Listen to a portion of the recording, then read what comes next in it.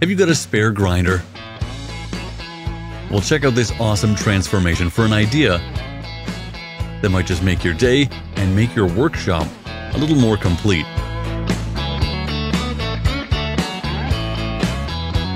A few layers of plywood are stacked. They've been cut into circles, glued together, and now you've got a fancy new bit to fit on the end of your angle grinder. A little more work sanding it down, cleaning it up. Of course, you can use a lathe as well. And once it's done, just mount it to the bit and you can wrap it in sandpaper. But that's not where this ends. This is going to be turned into a powerful sanding machine with a table, a guide, and it's self-cleaning. I know, right? Sounds too good to be true. Well, it's not. That custom bit is now ready to attach to the grinder.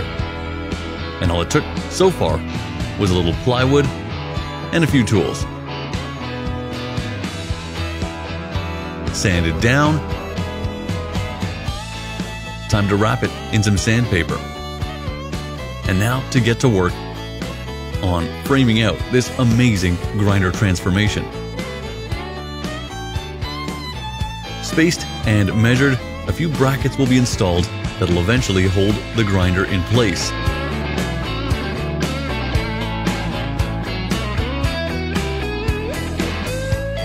A notch will need to be made in the top layer. That's the layer that the bit will stick out through.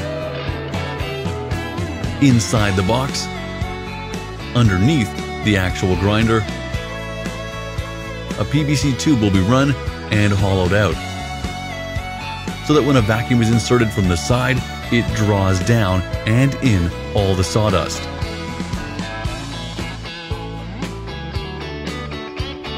And of course, you want it to look nice. So depending on what wood you're working with, make sure to finish the edges. Or at least throw down a consistent paint job.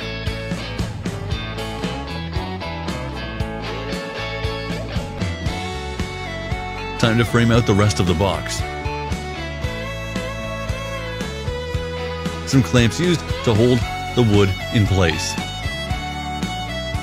And then quickly the box is attached and ready to go.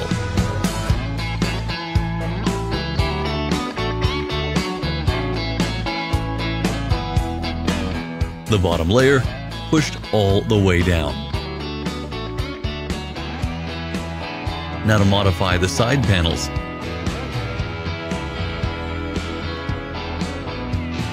A way to have the power cable run in, and a place to attach brackets to hold the angle grinder in place.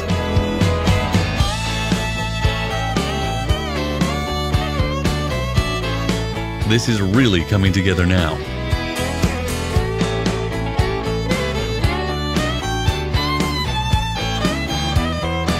It takes a little time, but it's an inexpensive DIY. And one that gives your angle grinder a serious upgrade.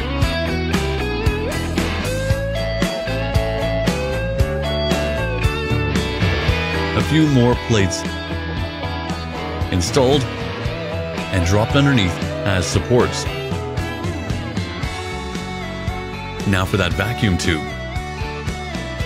Don't cut all the way through. Just cut half of it away and run it right behind the head of the angle grinder. Secure it into place with a screw, and you're almost ready to go.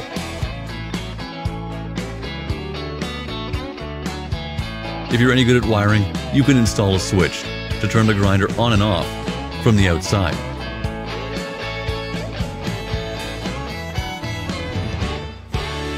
Now to get that bit in place and give it a test. That is an incredible transformation.